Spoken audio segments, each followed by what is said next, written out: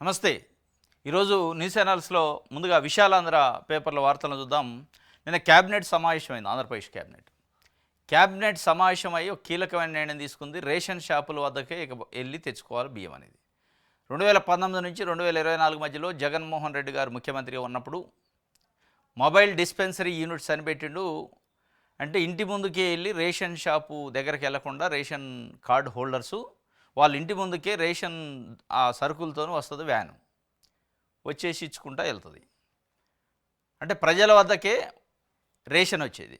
ఇప్పుడు లేదు అట్లా ప్రజల వద్దకు మనం రేషన్ తీసుకుపోతే నెలకి ₹1 కోటి ఆర్థిక భారం గవర్నమెంట్ పైన పడుతుంది. వాటిని మెయింటెనెన్స్ చేయడానికి ఆ యూనిట్స్ ఏదైతే ఉన్నాయో వ్యాన్స్కి అని చెప్పి అట్లా ప్రజల కోసం ఇచ్చేదానికి నెలకు ₹1 కోటి అవసరం లేదు, వాళ్ళే వచ్చి తీసుకెళ్తారు. కాబట్టి ఆ వ్యాన్లు రద్దు చేస్తాను. మొబైల్ డిస్పెన్సరీ యూనిట్స్ని రద్దు చేసి ఇక నుంచి జూన్ 1 నుంచి ఎవరైనా రేషన్ కార్డు హోల్డర్స్ రేషన్ కావాలంటే రేషన్ దుకాణం దగ్గరకు పోవాలి, తెచ్చుకోవాలి. ఈ సిస్టమ్ పెట్టారు. జగన్మోహన్ రెడ్డి గ్రామ వాలంటీర్ వ్యవస్థను కూడా తెచ్చిండు. ఇంటి దగ్గరికే తీసుకుపోయి ప్రభుత్వానికి సంబంధించిన అన్ని సర్వీసుల్ని ఇచ్చే కార్యక్రమం, దాంట్లో పెన్షన్ కూడా. వాటి విషయంలో ఇదే ముఖ్యమంత్రి చంద్రబాబు నాయుడు గారు బాహాటంగా పబ్లిక్ మీటింగులలో అదేవిధంగా మేనిఫెస్టోలో పెట్టి హామీ ఇచ్చారు. జగన్మోహన్ రెడ్డి మీకు 5,000 ఇచ్చిండు, నేను ₹10,000 జీతం హానరోరియం ఇస్తా అని చెప్పిండు. వాళ్ళని మర్చిపోయిండు. 1 ఇయర్ అయింది. వాళ్ళకి ఏం చెప్తున్నారంటే సాక అసలు ఆ వ్యవస్థే లేదు, ఆ వ్యవస్థకి జీవో లేదు, జీతాలు లేవు, ఏది లేదు అంటున్నారు. సరే, అది వ్యవస్థ లేదన్నారు. 2,60,000 మంది పొట్ట మీద కొట్టిన పని అయింది. వాళ్ళు ఆవేదనలో ఉన్నారు. అది ఒక భాగం. వ్యవస్థ లేదంటున్నారు, జీవో లేదంటున్నారు. కానీ జీవో లేని దానికి, వ్యవస్థ లేని దానికి హామీ ఇచ్చిండు 5 నుంచి 10,000 ఇస్తా అని. దాంట్లో యూటర్న్ తీసుకున్నారు, అబద్ధం ఆడారు, అయిపోయింది. మరి దీంట్లో వ్యవస్థ ఉంది కదా, వ్యాన్లు ఉన్నాయి, కళ్ళకు కనపడుతుంది, వ్యవస్థ ఉంది. దానికోసం మళ్ళీ క్యాబినెట్ కూర్చొని లేదు, ఆ వ్యవస్థ అవసరం లేదంటే, అంటే పేద ప్రజలపైన, బడుగు బలహీన వర్గాలు, ఈ ప్రభుత్వాన్ని నిలబెట్టిన ప్రజలపైన మీకున్న కన్సర్న్ ఏంది? అంటే వాళ్ళ దగ్గరికి, వాళ్ళ ఇండ్లకే మనం సర్వీస్ ఇవ్వాల్సిన అవసరం ఏందనే ఇబ్బందా, లేదా ఆర్థిక భారమా?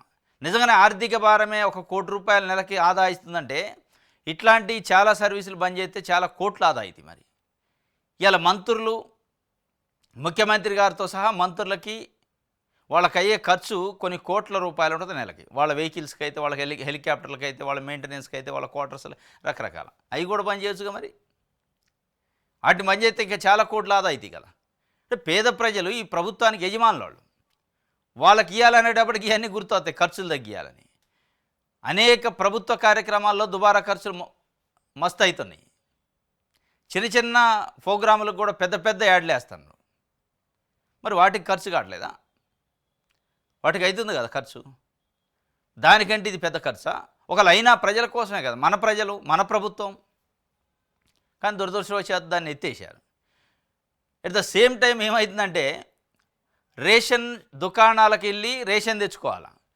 కానీ మద్యం కావాలి, మందు కావాలంటే దుకాణాలకు వెళ్ళే పని లేదు, నీ గల్లీలనే పెడతారు బెల్ట్ షాపులు. తాగుబోతులకి, తాగేటోడికేం మందు కావాలంటే రెడీమేడ్గా అక్కడక్కడ దొరికిద్ది. రేషన్ కావాలంటే అది షాప్ ఎక్కడుందో అక్కడ పోవాలి. మద్యానికి అవసరంలే, మందుకు అవసరంలే.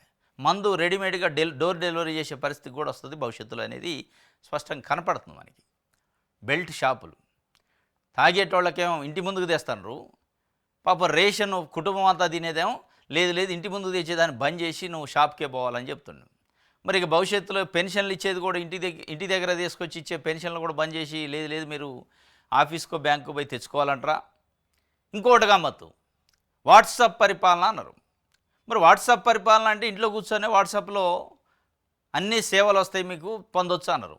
మరి ఈ సేవలు ఒకవైపు ఇటు వస్తుంటే దీన్ని తీసిపోయి తిరోగమనం వైపు ఇంకా రేషన్ని, మొబైల్ వ్యాన్లు కూడా ఇంకా సులువుగా ఎట్లా తీసుకోవాలని చూడాలి తప్ప లేదు పాత తీసిపోతాం మేము అని చెప్పడం అంటే, మరి మీ వాట్సాప్ పరిపాలన ఏంది, ఈ గవర్నెన్స్ ఎడిపోయింది, ప్రజల దగ్గరకు పాలన ఎడిపోయింది అనేది స్పష్టంగా అర్థమైంది. ఇది ఒకవైపు ఏమో రేషను అక్కడికి పోయి షాపుకు పోయి రేషన్ తెచ్చుకోవాలి, మధ్యాహ్నానికి అయితే షాపుకు పోయే పని లేదు, ఇంటికి వస్తుంది. ఇది నడుస్తుంది అనేది నిన్న దీనికోసం స్పెషల్గా క్యాబినెట్ మీటింగ్ పెట్టి మిగతా అంశాలతో పాటు ఇది ఒక ప్రధానమైన అంశంగా తీసుకున్నాం. మద్యం స్కామ్పై మాట్లాడొద్దు, మంత్రులకు సీఎం చంద్రబాబు సూచించిండట. సిట్టు నిష్పక్షపాతంగా దర్యాప్తు చేస్తుందని కితాబు. ముఖ్యమంత్రి గారు వేసిన సిట్టుకి నిష్పక్షపాతంగా దర్యాప్తు చేస్తుందని ముఖ్యమంత్రి చెప్పకపోతే ఎవరు చెప్తారు? మీరు వేసుకున్న సిట్టు, మీరు వేసిన సిట్టు, మీరు లేదు లేదు అది నిష్పక్షపాతం పని చేయట్లేదు, మంచి చేయట్లేదు అని చెప్తారు ఎవరన్నా? చెప్పరు. ఒకవేళ మీకు నచ్చకపోతే మారుస్తారు ఇంకొక అతన్ని. ఎవరు మాట్లాడొద్దు అనేది ఒక ట్విస్ట్ ఇచ్చిండి చంద్రబాబు నాయుడు గారు నిన్న. ఏంది దీని వెనుకున్న మతలబు? 3,300 కోట్ల రూపాయలు మద్యం కుంభకోణం జరిగింది. ఇప్పటికే ఒక 7 నుంచి 8 మంది అరెస్ట్ అయ్యారు. దాంట్లో ఐఏఎస్లు కూడా ఉన్నారు. జగన్ కోటరీ అంతా అరెస్ట్ అయింది. ఇక జగనే నెక్స్ట్ అనే ఒక చర్చ జరుగుతుంది. జగన్మోహన్ రెడ్డికి ఎక్కువ పెట్టారు. జగన్మోహన్ రెడ్డిని అంటే జగన్మోహన్ రెడ్డి టార్గెట్గానే ఇదంతా జరుగుతుంది. ఇక చివరి అంకానికి, తుది అంకానికి చేరుకుంది ఈ మద్యం కేసు. ఎవరినైతే టార్గెట్ చేశారో అతన్ని ఆ సెంట్రిక్గా, జగన్మోహన్ రెడ్డి సెంట్రిక్గా, వైఎస్ఆర్సీపీ సెంట్రిక్గా చేశారు కాబట్టి ఆయన అరెస్ట్ చేసే అవకాశాలు కూడా ఉన్నాయని ఒక చర్చ జరుగుతుంది మద్యం పైన. మరి ఈ పరిస్థితుల్లో ప్రభుత్వం ఇంత పెద్ద ఎత్తున దానికోసం సిట్టేసి ఇన్ని అరెస్టులు చేసి తెలుగుదేశం పార్టీని సమర్థించే పత్రికలు రోజు టావులు వార్తలు రాసి మద్యం కుంభకోణం జగన్ ప్యాలెస్కి పోయింది, లేకపోతే తాడేపల్లి ప్యాలెస్కి పోయినాయి డబ్బులు, ఎక్కడ పోయినాయి అది రాసేటప్పుడు మరి ఎందుకు ముఖ్యమంత్రి గారు సడన్గా ఎవరు మాట్లాడద్దు అని ఎందుకు చెప్తుండు? దీని వెనక ఏమి ఇబ్బందికరమైన పరిస్థితి. సెకీ లాంటి ఏమన్నా ఇప్పుడు సెకీ అప్పుడు కూడా ఇట్లా అయింది. సెకీ ఒప్పందంలో 1,750 కోట్ల రూపాయలు జగన్మోహన్ రెడ్డి తీసుకుండు. అమెరికాలో ఎఫ్ఐఆర్ అయింది, అరెస్ట్ అవుతారు, అయిపోయింది. ఆ సెకీ ఒప్పందంతో 1,10,000 కోట్ల రూపాయల ఆర్థిక భారం ప్రజలపైన పడ్డది. ఇది అదని ఊకదంపుడు ప్రసంగాలు, విమర్శలు పేపర్లో రాశారు. ఆల్ ఆఫ్ సడన్గా ముఖ్యమంత్రి గారు దాని గురించి మాట్లాడలే కొద్ది రోజుల తర్వాత. మరి ఇది కూడా అదే కథ అయిందా? అడ్డం తిరిగింది ఏమన్నా? ఏమీ లేకుండానే మనం ప్రచారం చేస్తున్నాం, మనకు ఒక టార్గెట్ ఉంది, ఆ టార్గెట్ ప్రకారం చేస్తున్నాం తప్ప ఆడ కుంభకోణం లేదనేది ఏమన్నా మీకు ఉందా లోపల? కాబట్టి మీరు ఎక్కువ తక్కువ మాట్లాడద్దు, అది ఎడిపోద్దో తెలియదు అనేది ఏమన్నా మీకు ఇండికేషన్స్ ఉన్నాయా? లోకేష్ గారు ఢిల్లీ పోయి వచ్చిన తర్వాతనే సడన్గా ఆయన ముఖ్యమంత్రి గారు నిన్న మంత్రులు చెప్పిండు. మరి మోడీ గారు ఏమైనా చెప్పిండా? పదే లేని దాని గురించి మీరు ఇవన్నీ పట్టుకునే ప్రజలకు ఇచ్చిన హామీ లేదా అది చూసుకోండి ఫస్ట్ అని ఏమన్నా చెప్పిండా? ఏమో కానీ మొత్తానికి మద్యం గురించి బయట మాట్లాడొద్దు, సిట్టు చాలా మంచిగా పని చేస్తుంది అంటుండు అని చెప్పిండు. దీని వెనకున్న మతలబ్ ఏందనేది ముఖ్యమంత్రి గారికి తెలవాలి. సాక్షి చూద్దాం. బియ్యం బండి ఆగింది, మీ రేషన్ మీరే తెచ్చుకోండి. ఎండియూ వ్యవస్థను రద్దు చేసిన కూటమి ప్రభుత్వం 1 నుంచి చౌక ధరల దుకాణాలు ఎదుట క్యూ కట్టాల్సిందే. రేషన్ షాపుల్లో సీసీ కెమెరాలు. దేశం మెచ్చిన వ్యవస్థకు రాజకీయ కుట్రలతో మంగళం. ఇంటి ముంగట అందించిన సేవలను అదనపు భారం చిత్రీకరణ. మొత్తానికి ఇది పేద ప్రజలకు సంబంధించింది. ఇట్లా క్యూ కట్టి వాళ్ళు టైం వేస్ట్ చేసుకునే పరిస్థితి లేకుండా తమాషా ఇంటికి వచ్చేదాన్ని మరి ఎందుకు నచ్చలేదు చంద్రబాబు నాయుడు గారికి? ఆర్థిక భారం అయితే 1 కోటి రూపాయలు పడితే అది పెద్ద సమస్య కాదు. రాష్ట్ర వ్యాప్తంగా పేద ప్రజలకు కొన్ని కోట్ల మందికి, లక్షల మందికి సర్వీస్ ఇచ్చే కాడ ఏం పడితే ఏమవుతుంది? అరే ఏసీ కార్లలో మంత్రులు దిగితే నెలకు కోట్ల రూపాయల ఖర్చులు అవుతున్నాయి. హెలికాప్టర్ ఎక్కి దిగితే కోటి రూపాయల ఖర్చులు అవుతున్నాయి. చిన్న ప్రోగ్రాం చేస్తే యాడ్ ఇస్తే ప్రభుత్వానికి సంబంధించి డబ్బులతో ఎన్పిఆర్ కోటి రూపాయల ఖర్చు అవుతున్నాయి. వాటన్నిటికంటే పెద్దదా ఇది? పేద ప్రజలు రెక్కాడితే డొక్కాడిన ప్రజలు, వాళ్ళ గురించి 1 కోటి రూపాయలు ఖర్చు చేస్తే తప్పలేదు. కానీ దీని వెనక ఏంటంటే జగన్మోహన్ రెడ్డి పెట్టిండు కాబట్టి ఆయన పెట్టిన స్కీమ్ ఉండొద్దు, ఆయన పేరు మళ్ళా ప్రజల్లో చర్చ జరగొద్దు, ఇది జగన్మోహన్ రెడ్డి పెట్టింది మనకు మళ్ళీ వస్తాయి, చంద్రబాబు నాయుడు కంటిన్యూ చేస్తానని ఆ చర్చ రావద్దు అని మరి పెట్టుకుని రాలే. కానీ మొత్తానికి అదే చేశారు. గ్రామ వాలంటీర్ ఈ రెండు కూడా ప్రధానంగా ఆ జగన్మోహన్ రెడ్డి అనే బ్రాండు, జగన్మోహన్ రెడ్డి అనే పేరు మళ్ళా ప్రజల్లో పలకొద్దు, చర్చ జరగొద్దు అనే ఉద్దేశంతో తీసేశారా అనేది తెలవట్లేదు. అక్కడ 2,66,600 మంది గ్రామ వాలంటీర్లు, వాళ్ళ కుటుంబాలు, అంటే దాదాపు 10 లక్షల మంది పొట్టగొట్టినట్టే ఏది గ్రామ వాలంటరీ వ్యవస్థ విషయంలో. ఇక్కడ 1 కోటి మందికి పైగా రేషన్ కార్డులు ఉంటాయి. వాళ్ళ విషయంలో కూడా అన్యాయం చేసినట్టే. ఏమవుతుంది? 1 కోటి మంది రేషన్ కార్డులే ₹1 కోటి అవుతాయి నెలకి. మనిషికి రూపాయి ఖర్చు మీరు పెట్టేది. అయ్యేది ఏముంది? ఒక కార్డుకి రూపాయి ఖర్చు పెడితే అయిపోయేది. దానికోసం ₹1 కోటి అవుతుంది మేము ఏదో ఉద్ధరిస్తా. ఏది మీరు ఉద్ధరించేది? ఈ ఉద్ధరించి తీసిపోయి ఏమి ఇస్తారు అక్కడ? మళ్ళా లూలు కంపెనీలకి, లాలా కంపెనీలకి, టీసీఎస్లకి, ఊర్సా కంపెనీలకు భూములు ఇస్తారు. కాబట్టి ఇది ఇక అయిపోయింది దీని కథ. ఎత్తేసే కార్యక్రమం చేశారు, క్యాబినెట్ అప్రూవల్ అయింది. కాబట్టి హామీలు గాలికి కుట్రల తెరపైకి బరి తెగించి తప్పుడు కేసులతో రాష్ట్రంలో రాక్షస్ పాలన. వైఎస్ఆర్సీపీ అధ్యక్షుడు వైఎస్ జగన్ మండిపాటు. సూపర్ 6 లేదు, ఇతర హామీలు అమలు లేదు, ప్రజల దృష్టి మళ్లించేందుకే కేసుల మీద కేసులతో అరెస్టుల పర్వం, నేరంతో సంబంధం లేని వ్యక్తులపై మ్యానుఫ్యాక్చర్డ్ ఎవిడెన్స్. వారి వ్యక్తుల్లో ఒకరిని పట్టుకొని అప్రూవర్ అంటున్నారు, ఆ వ్యక్తితో ఇష్టం వచ్చినట్టు మాట్లాడిస్తున్నారు. వారు లక్ష్యంగా చేసుకున్న మనిషి పేరు పేరు చెప్పించి అరెస్ట్ చేస్తున్నారు. రాష్ట్రాలు తొలిసారి తప్పుడు సాంప్రదాయాన్ని చంద్రబాబు బీజం వేశారు. అయినా ఈ కేసులు జైళ్లకు భయపడాల్సిన పని లేదు. అప్పుడే రాజకీయాల్లో ఉండగలము, చేయగలము. ప్రజలు చంద్రబాబును తీవ్రంగా ద్వేషిస్తున్నారు. ఏడాదిలోనే కూటమి ప్రభుత్వ తీవ్ర వ్యతిరేకత వచ్చిందని చెప్పి హామీలు గాలికి వదిలారు, కుట్రలు తెరపైకి తెచ్చారు అనేది జగన్మోహన్ రెడ్డి చెబుతుండు. సూపర్ 6 అన్నారు. ఆ సూపర్ 6లు మర్చిపోయి సూపర్ కక్ష సాధింపులు, సూపరు ఎవిడెన్సులు క్రియేట్ చేసి ఏ మనిషినైతే, ఏ పార్టీ నాయకుడిని అయితే విరికించాలనుకుంటున్నా ఆ పార్టీ నాయకుడి పేరు చెప్పించే కార్యక్రమం అప్రూవర్గా మారింది. ఆయన చెప్పిండు కాబట్టి అయిపోయింది. ఇప్పుడు నిందితులు ఒక 10 మందో 15 మంది ఉన్నారు, అందరూ దొంగలే అనుకుందాం. అందులో ఒక దొంగ చెప్పేది నీతి సూత్రం ఎట్లయిద్ది, నీతి వాక్యం ఎట్లయిద్ది అనేది జగన్మోహన్ రెడ్డి కానీ వైఎస్ఆర్సీపీ పార్టీ అంటున్నారు. మీరు టార్గెటెడ్గా ఒకళ్ళని అప్రూవర్గా మార్చుకొని లొంగ తీసుకొని ఆయనతో చిలక పలుకులు పలికితే ఆ చిలక పలుకులు పలికి ఆయన దొంగ కాదా? ఫస్ట్ ఆయన కూడా దొంగే కదా. దొంగ చెప్పే మాటలు దొర మాటలు ఎట్లయితాయి, నిజాలు ఎట్లయితాయి, ధర్మం ఎట్లయితాయి అనేది ఇప్పుడు పాయింట్. అంటే మీరు దొంగ మాటలనే పట్టుకొని కేసులు పెట్టి అరెస్టులు చేస్తానంటే మరి ఈ కేసు ఉద్దేశం ఏంది, నిష్పాక్షపాతత ఏంది, కక్ష సాధింపు ఏంది, దీంట్లో సాధించేది ఏంది, ప్రజలకు వచ్చేది ఏంది, రాష్ట్రానికి వచ్చేది ఏంది?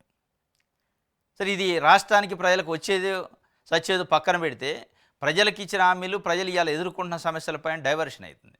రైతులు అనేక పంటలకు గిట్టుబాటు ధర లేక రోడ్ల మీద బోరబోసి కాలబెట్టే పరిస్థితికి వచ్చారు పంటల్ని. వాళ్ళ గురించి మాట్లాడేటోళ్ళు పొద్దున్న లేస్తే మీడియా కూడా మద్యం స్కాము, ఇగో ఇవాళ ఆయన అరెస్ట్ అయ్యిండు, ఆయన అరెస్ట్ అయ్యిండు, ఆయన పోతుండు, రేపు ఏం అవుతారు, ఏమొస్తుంది ప్రజలకి? అది అయితే అయిద్ది, దాన్ని ఆపొద్దు. దాని గురించి మీడియా పబ్లిసిటీ, ప్రభుత్వ అటెన్షను, రివ్యూలు చేసే బదులు ఇవాళ చెరుకు పంటకి ధర లేదని 20 ఎకరాల రైతు మంట తగలబెడితే దాని గురించి చర్చ లేదు. పొగాకు రైతులు రోడ్లు ఎక్కితే దాని గురించి చర్చ లేదు. మిర్చి రైతులు రోడ్లు ఎక్కితే దాని గురించి చర్చ లేదు. వడ్ల కొనుగోలు విషయంలో రైతులు రోడ్లు ఎక్కితే దాని గురించి చర్చ లేదు. కానీ ఎక్కడ లేని మద్యం గురించి చర్చ వస్తుంది. ఒకవేళ కుంభకోణం ఉందా లేదా అనేది పక్కన పెడితే ఇన్వెస్టిగేషన్ చేసేవాళ్ళు చేస్తారు, సిట్ వాళ్ళు దాని కార్యక్రమాలు చేస్తాయి.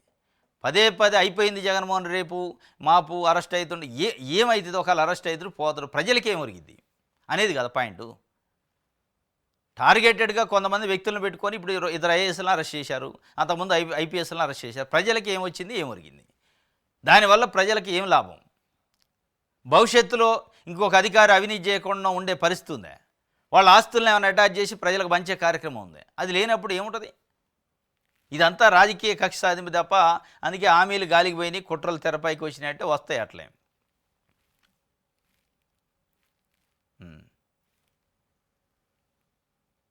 ఉధృతంగా పోరాడదాం, రాబోయేది మన ప్రభుత్వం అని జగన్మోహన్ రెడ్డి చెబుతుండు వైఎస్ఆర్సీపీ కార్యకర్తలకి. వైఎస్ఆర్సీపీ కార్యకర్త నెంబర్ 1 అంటుండు.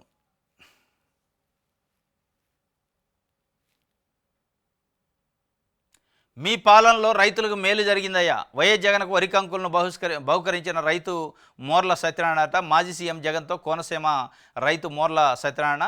రైతులంతా ఆందోళన చేసినా కూటమి ప్రభుత్వం పట్టించుకోవట్లేదని ఆవేదన. అన్నదాతకు వైఎస్ఆర్సీపీ ఎప్పుడు అండగా ఉంటుందని వైఎస్ జగన్ భరోసా. రైతుల తరపున ప్రభుత్వంపై ఒత్తిడి తీసుకొస్తామని హామీ. మీ పాలనలో రైతులందరికీ మేలు జరిగిందయ్యా. మీ హయాంలో రైతులు కష్టాలు తెలుసుకొని అన్నదాతకు అండగా నిలిచి మద్దతు ధర కల్పించి ధాన్యం కొనుగోలు చేసేవారు. కూటమి ప్రభుత్వం వచ్చాక రైతులకు ఎలాంటి సాయం అందకపోగా ఆరుగాలం కష్టించి పండించిన పంటను కొనుగోలు చేయడం లేదు. రైతులు రోడ్డెక్కి నిరసనలో ఆందోళన చేయాల్సి వస్తుంది, అయినా పట్టించుకోవట్లేదయ్యా అని డాక్టర్ బిఆర్ అంబేద్కర్ కోనసీమ జిల్లా పొడగట్లపల్లికి చెందిన రైతు మోర్ల సత్యనారాయణట వైఎస్ఆర్సీపీ అధినేత జగన్మోహన్ రెడ్డి కలిసి మీ హయాంలో రైతులకు మేలు జరిగింది అని చెప్పి, ఇగో రేషన్ షాపుల దగ్గర ఇట్లుండేదట గతంలో, అట్లుండేదాన్ని తీసుకొచ్చి ఇంటికి ఇస్తుండే అట్టెట్టెత్తర పేదోళ్ళు. కానీ మరి కడుపు మంట, ఖర్చులు తగ్గించే కార్యక్రమం తెలియదు. కానీ ఇది ఒక వార్త అయితే. ఇంకోటి, వల్లభనేని వంశీకి ఊరటాట. పీటీ వారెంట్ అమలుపై హైకోర్టు స్టే ఇచ్చిందట. అక్రమ మైనింగ్ చేశారంటే గన్నవరం పోలీసులు నమోదు చేసిన కేసులో మాజీ ఎమ్మెల్యే వల్లభనేని వంశీకి హైకోర్టు ఊరటనిచ్చింది. వంశీని అదుపులోకి తీసుకునేందుకు వీలుగా కింది కోర్టు పీటీ వారెంట్ జారీ చేస్తే తదుపరి విచారణ వరకు దాన్ని అమలుపై స్టే విధించిందట. పీటీ వారెంట్లపైన ఒక కేసులో హైకోర్టు స్టే ఇచ్చింది. అది ఇస్తే ఇంకోటి పెడతారు, ఏముంది, అది పెద్ద విషయం కాదు. రైట్, ఇది సాక్షికి సంబంధించి.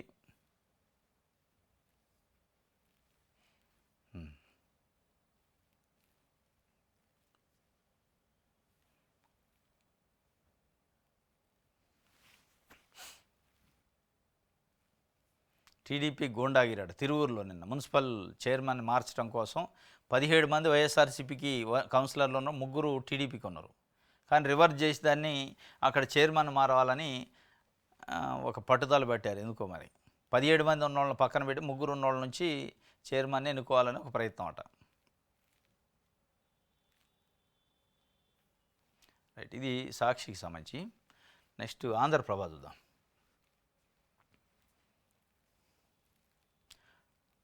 రేషన్ వ్యాన్లకు సెలవు, ఇక డిపోల్లోనే సరుకులు అని చెప్పి సెలవు పెట్టిండు రేషన్ వ్యాన్లకి చంద్రబాబు నాయుడు గారు క్యాబినెట్. లిక్కర్ కేసుపై మాట్లాడొద్దు, దర్యాప్తు సంస్థకు పూర్తి స్వేచ్ఛనిచ్చాం, విచారణ పారదర్శకంగా సాగుతుంది. మంత్రివర్గ భేటీ అనంతరం సహచార మంత్రులతో సీఎం చంద్రబాబు గారు చెప్పిండు. లిక్కరు దర్యాప్తునికి పూర్తి స్వేచ్ఛనిచ్చారట చంద్రబాబు నాయుడు గారు. రైట్, ఎన్ని చేసినా భరిద్దాం, మళ్ళీ వచ్చాక సినిమా చూపిద్దాం, దేశం దాటి వెళ్ళినా లాక్కొస్తామని వైఎస్ జగన్మోహన్ రెడ్డి చెప్తుండు. మరి ఏం కాన్ఫిడెన్స్ అయింది ఏం కథ, కానీ 11 సీట్లతో ఇప్పుడు ఉన్నాడు. మళ్ళీ మనమే వస్తున్నాం, ఒక్కొక్కడిని వదిలిపెట్టే ప్రసక్తే లేదు, అప్పుడు చూపిస్తా సినిమా అంటున్నాడు. మరి అసలు ఏ రకంగా అంటే 40% ఓట్లు ఉన్నాయనే ధైర్యంగా తెలియదు, కానీ మొత్తానికైతే కార్యకర్తలకైతే చాలా కాన్ఫిడెంట్గా 100% మనమే మళ్ళీ రాబోతున్నాం అనే ఒక భరోసా హామీని ఇస్తాడు. అంటే ప్రజల నాడి ప్రజల్లో వస్తున్న వ్యతిరేకత దృష్టిన మరి ఏదో కానీ మొత్తానికైతే సినిమా చూపిస్తా, ఒకవేళ దేశాలు దాటిపోయినా కానీ ఎవరైనా అధికారులు కానీ ఎవరైనా గుంజకొచ్చి చర్యలు తీసుకుంటామని చెప్తుండు.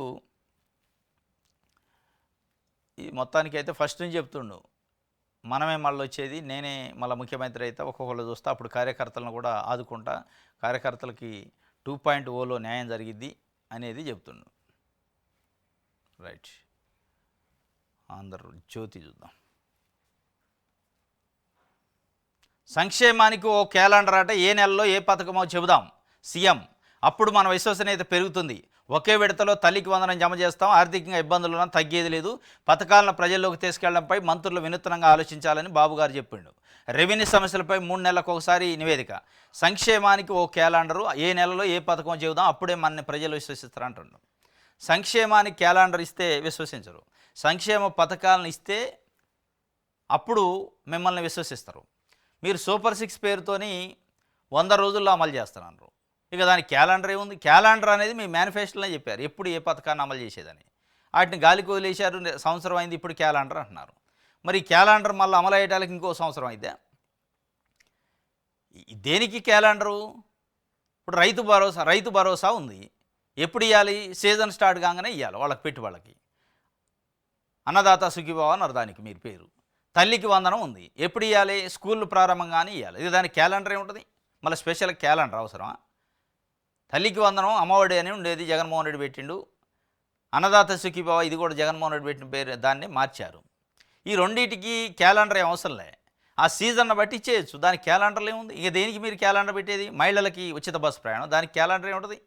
బస్సు ఎప్పుడు ఉంటుంది కదా, దానికి క్యాలెండర్ అవసరం లే. మహిళలకి 1500 రూపాయలు, దానికి క్యాలెండర్ ఉండదు, 12 నెలలు ఇచ్చేది కదా, క్యాలెండర్ ఏముంటుంది? మరి కొత్తగా మళ్ళీ క్యాలెండర్ ఇద్దాం, క్యాలెండర్ ఇస్తే మన నమ్ముతురు లేకపోతే నమ్మట్లేమని అంటాడు. అంటే ఒక రకంగా చంద్రబాబు నాయుడు గారు ఇంటెలిజెన్స్ రిపోర్టా మరి లేకపోతే ఆయన గమనించిండా ప్రజల నాడి కొంత వ్యతిరేకత వచ్చింది, ప్రజలు సూపర్ 6 విషయంలో మనం మోసం చేసినాం అని ఒక చర్చ స్టార్ట్ అయింది. కాబట్టి మనం నమ్మించే ప్రయత్నం చేయాలని చేస్తున్నట్టే ఉంది. ఆయన అదే చెప్తుండు, ఏ నెలలో ఏ పథకం చెబుదాం అప్పుడు మన విశ్వసనీయత పెరుగుతుంది అంటాడు. విశ్వసనీయత తగ్గిందని మరి చంద్రబాబు నాయుడు గారు ఒప్పుకుంటున్నా తెలవట్లా. ఆంధ్రజ్యోతిలో రాశారు, విశ్వసనీయత పెరగడానికి క్యాలెండర్ ఇస్తారట. విశ్వసనీయత పెరగడానికి క్యాలెండర్ కాదు ఇవ్వాల్సింది, పథకాలు ఇవ్వాలి. కూలుగా కొల్లగొట్టారు, మద్యం స్కామ్లో మతి పోగొట్టే స్కీము, తొలి 6 నెలల్లో కమిషన్ కిక్కు, తర్వాత అదనంగా పైసా వసూలట. ఇది అంకుల్ కిలో పంచదార 50 రూపాయలు, కానీ నేను మా డాడీతో మీకు 60 రూపాయలు గూగుల్ పే చేయిస్తా, ఎక్స్ట్రాగా కొట్టిన 10 రూపాయలు నాకు ఇచ్చేయండి. ఇదో చిన్నపిల్లల చిల్లర్ స్కాము, జగన్ హయాంలో దాదాపు 4.5 ఏళ్ళు నడిచిందట. లిక్కర్ స్కామ్ కూడా అచ్చం ఇలాగే జరిగింది. ఇక్కడ shop uncle liquor company Google pay చేసింది, ప్రభుత్వ ధనాన్ని అదనంగా ఇచ్చిన డబ్బును సొంత జేబుల్లోకి వేసుకుంది అప్పుడు ప్రభుత్వ పెద్దలు. చాలా మంచిగా రాసిండు ఆంధ్రజ్యోతి పేపరు.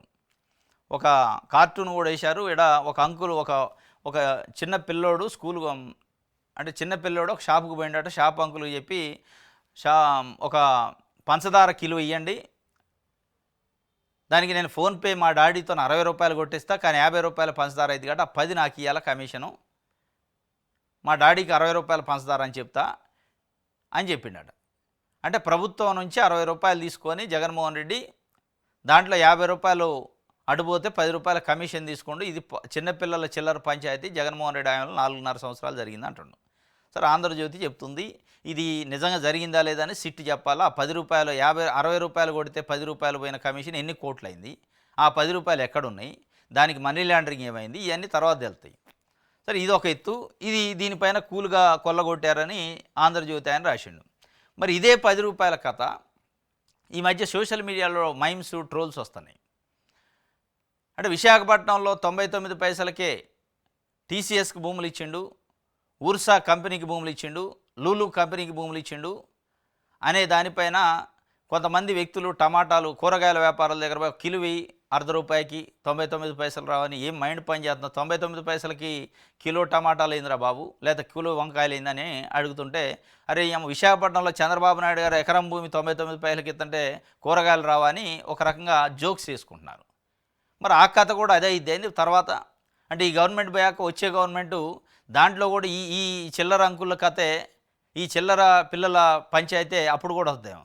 99 పైసలకు నేను ఇస్తా నీకు, నువ్వు ఎకరం భూమి తీసుకో, దానికి 20 కోట్లు ధర ఉంటుంది కదా, ఆ 5 నాకు అని ఏమన్నా ఒప్పందాలు ఉండుంటే అప్పుడు బయటకు వస్తాయి. మరి ఇది కేవలం మద్యం సీసాలపైన ఈ పరిస్థితి ఉంటే కోట్ల రూపాయలు చేసే భూమిని 99 పైసలకి ఇచ్చారంటే దాంట్లో ఎంత గూగుల్ పేలో కమిషన్ ఉంది, ఎంత ఫోన్పేలో కమిషన్ ఉంది, అక్కడ అంకులు ఎవరు, అక్కడ చిన్నపిల్లడోడు, అక్కడ వచ్చే కమిషన్ ఎవరికి పోయింది, అది కూడా వస్తుంది.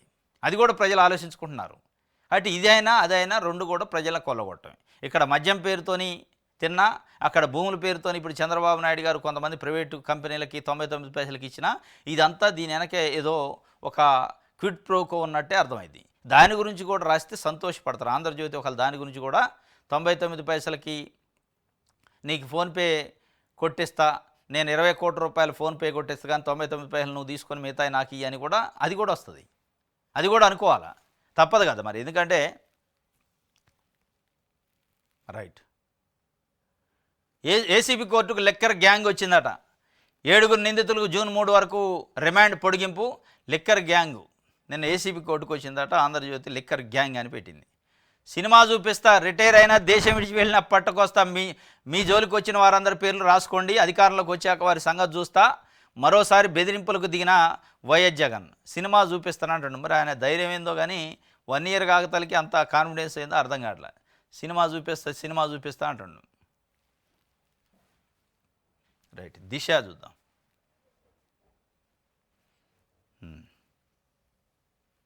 రైట్, అన్నదాతన ఆదుకుందాం.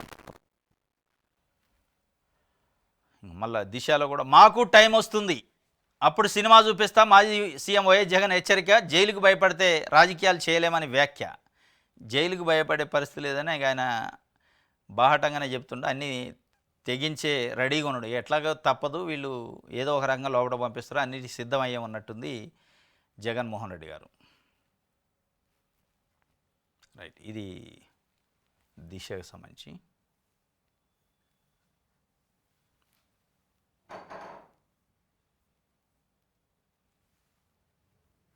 రైట్,